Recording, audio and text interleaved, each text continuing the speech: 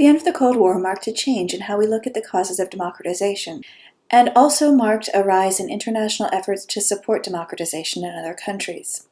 This video briefly describes these democracy promotion activities and comments on their effectiveness.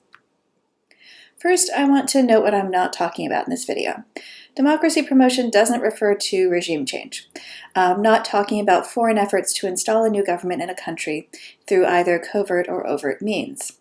So I'm not talking about U.S. recognition of Venezuelan opposition leader Juan Guaido as its president and efforts to install him. I'm also not talking about democratization by imposition. This is installing democratic institutions in a country after it's defeated militarily. This worked well in Europe and Japan after World War II, but with more mixed results in Afghanistan and Iraq. So what am I talking about? When I refer to democracy promotion, I am generally referring to international support for civil society development in other countries. The US, Canada, the European Union, and several other countries all fund these kinds of activities. In the United States, USAID, the Department of State, and the National Endowment for Democracy all do this kind of work abroad. Assistance programs cover a little bit of everything. There are 4 broad categories of aid. First, elections. Through NGOs like IFES, the International Federation of Election Systems, international agencies support the drafting and passage of more transparent election laws, technology for fair vote counts, like e-voting, and training for international and domestic election monitors who can then issue reports on the quality of elections. The United States also supports political party development through the National Democratic Institute, NDI, and the International Republican Institute, IRI, which are affiliated with the Democratic and Republican parties, but don't promote a partisan agenda abroad. NDI tends to focus on training parties in things like data management, fundraising, and door-to-door campaigning, while IRI traditionally focuses on commissioning opinion polls prior to elections and training parties how to use them. Both are required to provide support to any political party who requests it. They do not support particular parties or candidates in elections. Second is civil society, which includes media and labor unions. This type of support involves training in financial management and legal advocacy, providing digital platforms for civil society organizations to use, as well as professional training for journalists and labor organizers. A recent trend in this area has been civic education, training civil society organizations to promote a civic culture by educating the public on the importance of voting and fighting corruption. Third is human rights.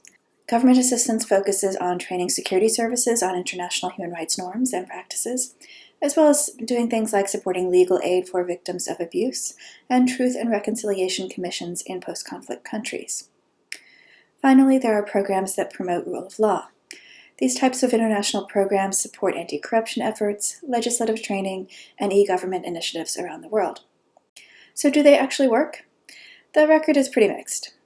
There is very little cross-national statistical support for the idea that increasing funding for these activities leads to an actual improvement in political rights in a country.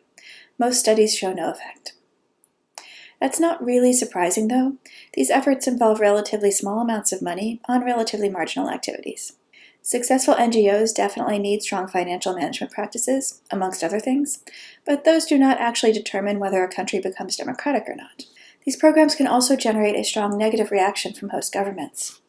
Democracy promotion efforts by the Open Society Foundation, which is funded by Hungarian-American philanthropist George Soros, are the subject of anti-Semitic conspiracy theories in many countries, and have come under particular attack in his home country, where President Orban pushed through legislation to limit the ability of NGOs to operate.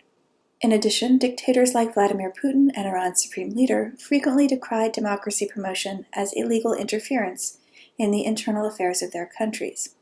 They use this to increase arrests of civil society activists in their countries and justify promotion directed against the US elections, amongst other things. There are times, though, when democracy promotion activities have made a really significant contribution to democratic transitions. The best example of this was the 2000 transition in Serbia, when the opposition movement Otpor used an IRI-funded opinion poll to demonstrate that its presidential candidate won the election. Opposition leaders and outside observers both found this to be a critical element of building support for protests and the removal of Slobodan Milosevic.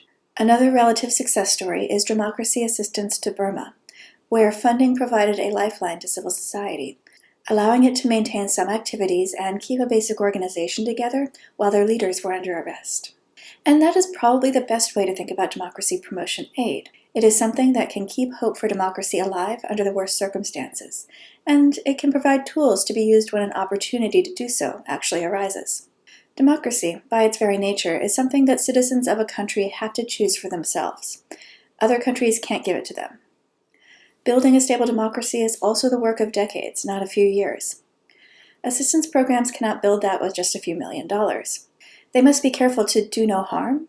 They shouldn't provoke a backlash that's worse than the initial repression, but they can help citizens push for reform of their political systems when opportunities for change arise.